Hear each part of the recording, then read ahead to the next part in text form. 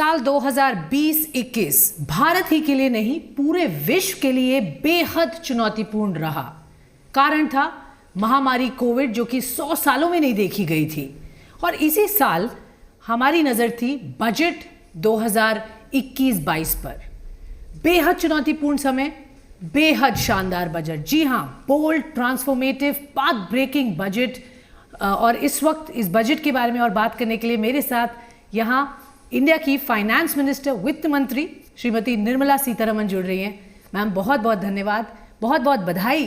Thank you इस bold budget को present करने के लिए। मैं पहला सवाल यही है मैम, जिस तरह से इस बजट को देखा गया, सबसे ज़्यादा चुनौती के साथ हम गुजर रहे थे, बिगेस्ट चैलेंजेस, येट हमने बेस्ट बजट अभी तक का दिया है। सभी लोगों का यही कहना है। क्या ये इंडिया की एक स्ट्रेंथ है कि हम एडवर्सिटी में ही अच्छा परफॉर्म करते हैं और बहुत बेहद अच्छा परफॉर्म करके आगे फ्रंट फुट से खेलते हैं? मैं इसीलिए वो उदाहरण दी ऑस्ट्रेलिया के हमारे क्रिकेट परफॉर्मेंस के ऊपर। हमारे युवा में, बिजनेस लीडर्स में, एंटरप्रेन्योर्स में, ट्रेडर्स में, हर एक उनके अपने अपने मैक्सिमम बेस्ट ट्राई करते हैं करने के लिए। पर्टिकुलरली लॉकडाउन के बाद जब धीरे धीरे अनलॉकिंग शुरू हो रहा था, हर एक उनके अपने अपने दिक्कतें है दिक्कत, मगर भूल करके जा करके रिवाइव करने की कोशिश की। बिल्कुल। इसीलिए सरकार की तरफ से टैक्सेशन इंक्रीज करना हमारी इरादा नहीं था, कभी डिस्कशन में नहीं था। हमारा इंटेंट ये था कि इस समय जो फैसिलिटेशन हमने करना है, सरकार की ओर से खर्च जो उठाना है बड़े पैमाने पर, उस खर्च के द्वारा डिमांड बढ़ेगी। डिमांड बढ़ेगी छोटे बिजनेस को भी, बड़ा बिजनेस को भी, और उसके द्वारा एम्प्लॉयमेंट बढ़ेगी, लोगों के हाथ में पैसा आएगा और उससे डिमांड भी सुधरेगी। इसीलिए इस रास्ते को हमने अपनाया, क्योंकि जो जनता उनके अपने बिजनेस सुधारने के लिए मेहनत कर रहे हैं, उनको give them that little helping hand by public expenditure. Corporate tax reduction के वजह से सितंबर 19 से बिजनेसेस बहुत सारे उनके पुराने खर्च को ऑफलोड कर दिए। अभी इन्वेस्टमेंट करने के लिए वो भी तड़प रहे हैं। डिमांड जहाँ है वहाँ जा रहे हैं, उनके एक्सपोर्ट के ओर जा रही है इन्वेस्टमेंट सब। उस समय सरकार की तरफ से भी इन्वेस्टमेंट पब्लिक इंफ्रास्ट्रक्चर में जाना है, जिससे सबको पावर मिले, इलेक्ट्रिसिटी मिले, पोर्ट सुधारे और रोड्स भी अच्छा बनाना है। हमारे इरादा ये है कि जिस सेक्टर में खर्च करने में मल्टीप्लायर इफेक्ट ज़्यादा होगा, वहाँ खर्च करना। और बिल्कुल वो दिखा, आपके बजट में दिखा, जिस तरह से आपने एक कॉम्प्रिहेंसिव पैकेज दिया है लोगों को। एक सवाल है मैम, ये कई लोग कह रहे हैं कि ये इंडस्ट्री के लिए तो बहुत बढ़िया बजट दिख रहा है, बट कहीं ना कहीं एक आम आदमी के लिए अगर आप सिंप्लीफाई कर पाएँ और बता पाएँ एक आम आदमी को जो हमें अभी देख रहे हैं, उनके लिए ये बजट के क्या मायने हैं, उनको आपने कैसे रिवॉर्ड किया है? इतने बड़े अमाउंट इंफ्रास्ट्रक्चर बिल्डिंग के लिए, हेल्थ इंफ्रास्ट्रक्चर के लिए, एग्री इंफ्रास्ट्रक्चर के लिए जब खर्च उठा रहे, मान लीजिए एक बड़ा सा गोदाम बनाना है, बड़ा सा पावर जनरेटिंग प्रोजेक्ट बनाना है, बड़ा सा ब्रिज बनाना है, या तो पोर्ट बनाना है।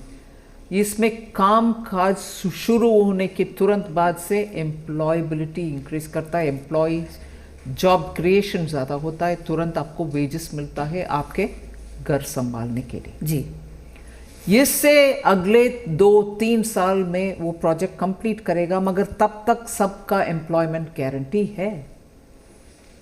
सो मिडिल क्लास के लिए तुरंत कुछ नहीं मिला, ये मैं मानने के लिए तैयार नहीं हूँ। दूसरा उदाहरण जी, स्किलिंग में ग्रेजुएट्स और इंजीनियर्स, ऐसे लोगों को मान लीजिए जापान में जॉब्स बहुत सारे अवेलेबल है, ठीक है, और आप में वो क्षमता है जाने के लिए, मगर उनके पास जो स्किल सेट्स वो एक्सपेक्ट करते हैं आप में, अगर आपके पास वो नहीं है, जॉब है उधर अवेलेबल मगर आप जा नहीं सक रहे।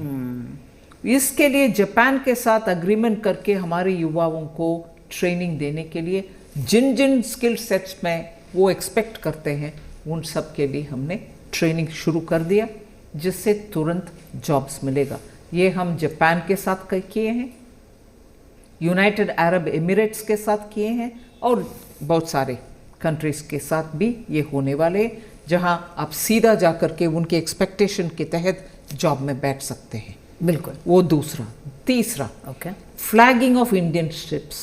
वो क्या चीज़ है? जी, मेजॉरिटी इंडियंस और फिलिपिनोस, ये दो ही देश है, फिलीपींस के और इंडिया, ये दो ही देश है पूरे दुनिया में जितने भी शिप्स हैं, कार्गो वेसल्स हैं, लार्ज कंटेनर शिप्स हैं, इन सब में मरीनर्स और स्टाफ के काम करने वाले फिलीपाइन से है या तो भारत में। मगर भारत में इनका ट्रेनिंग नहीं होता, क्योंकि ग्लोबल कानून के तहत जिन कंट्री का फ्लैग वो कार्गो रखते हैं वो उसी कंट्री में ट्रेनिंग ले पाएंगे। भारत में क्योंकि ईज ऑफ डूइंग बिजनेस नहीं है, हमारे अपने इन्वेस्टर्स भी जो शिप ओन करते हैं, माल इधर से उधर लेके चलते हैं, वो भी इंडियन फ्लैग नहीं रखते।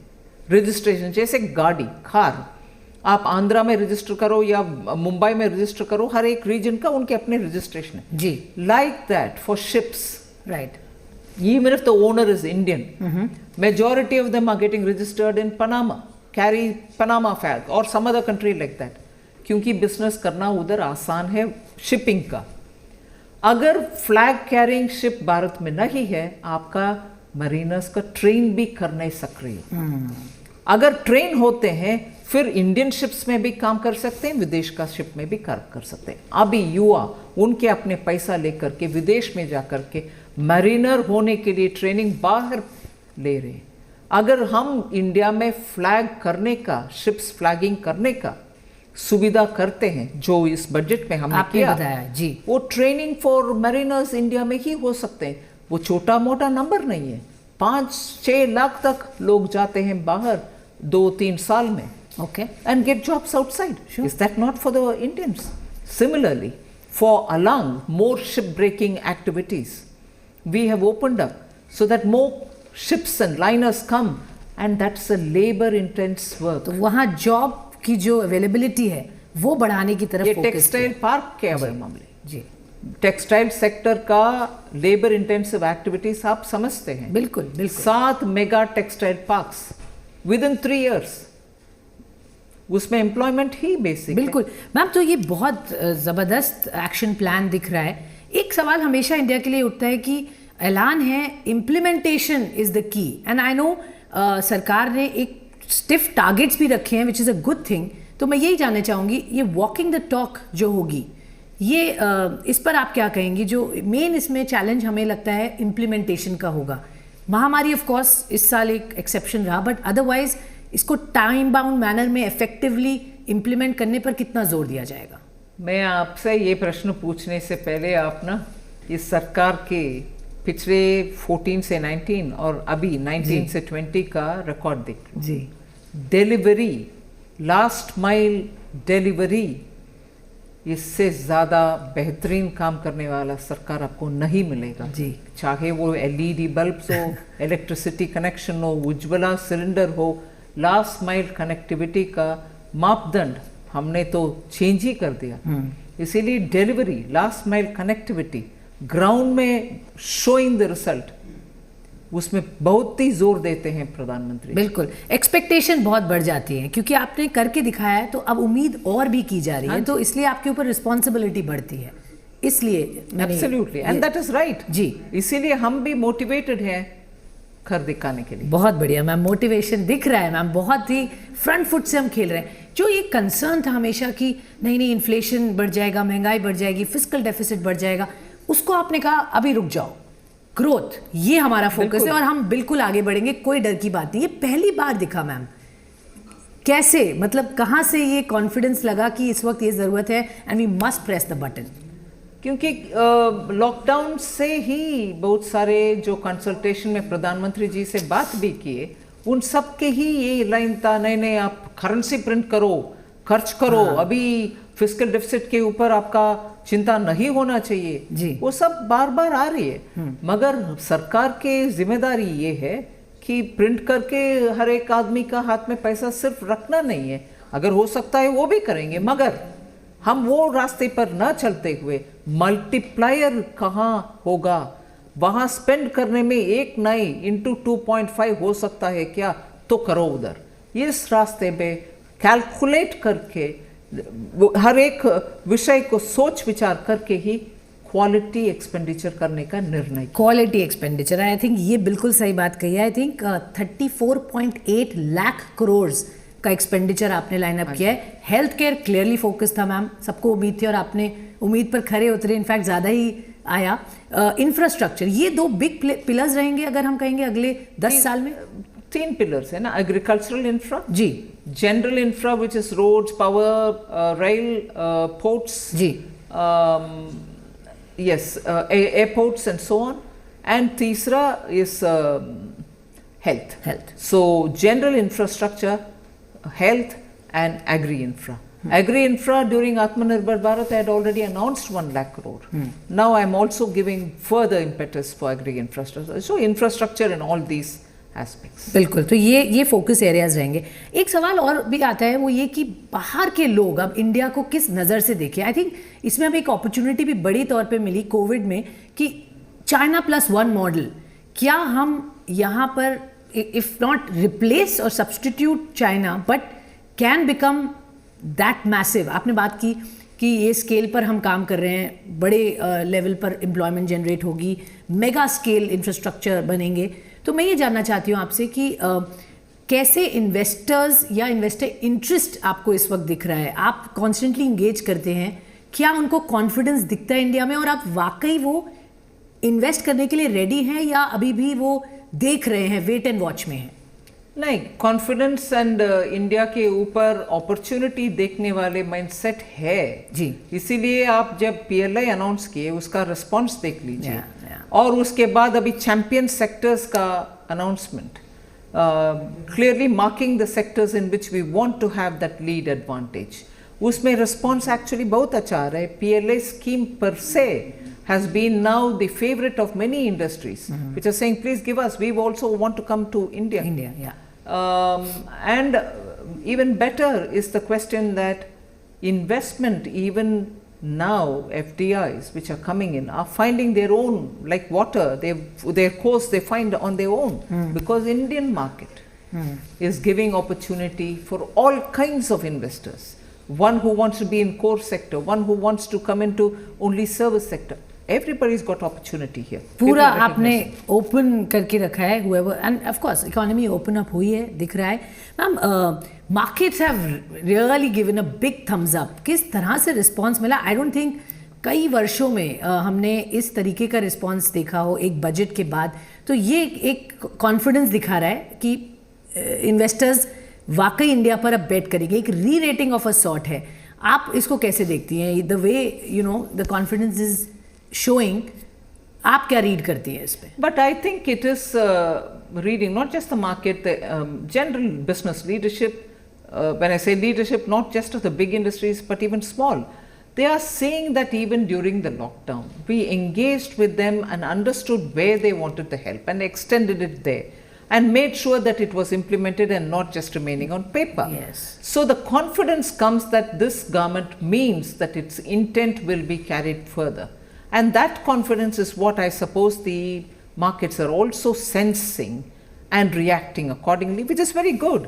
And that is why I always keep saying, markets react and also Indian investors, the retail investors also see the market as one of the places in which they can put their money. बिल्कुल। And when they see good companies transparently showing their strengths and also being accountable for their board members and also to their shareholders, you find there's no dearth of money coming in from the retail investors. And as a result, markets should definitely be buoyant because Indian retailers are seeing a lot of opportunity. बिल्कुल ma'am, asset monetization, disinvestment, ये दो चीज़ें हैं जिन पर मैं अब नज़र डालना चाहूँगी, क्योंकि डिसइन्वेस्टमेंट टारगेट इस साल का 1.75 लाख करोड़ रखा गया, जो कि अब लग रहा है कि रियलिस्टिक है।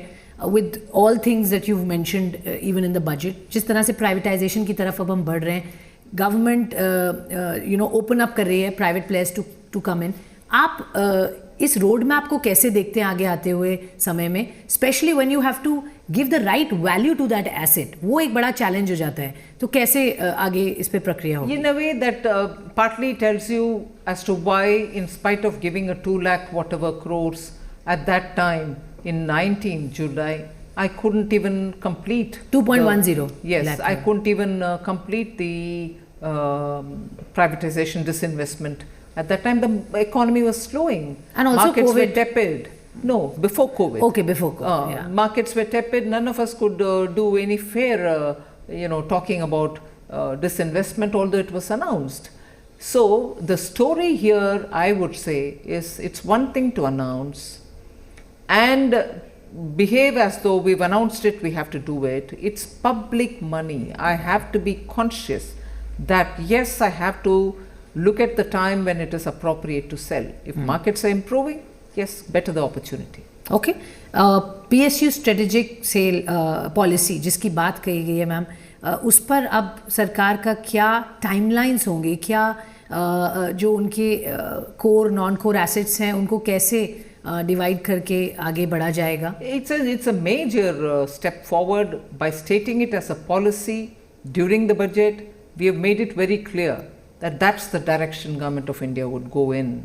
So you're giving investors not just an immediate target but also a long-term consistency in policy, saying these are there, it's up to them to show interest, whichever they think they can gradually keep coming in, and once they show interest, unlike the way we had to handle Air India, right, where you kept funding it, and it is only at some time that you probably will succeed like the way now it is going successfully. Hopefully this year.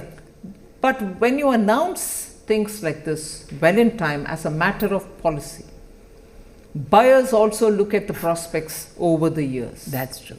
Okay. All right. Ma'am, बहुत बहुत धन्यवाद and congratulations once again. Thank you very much. Thank you.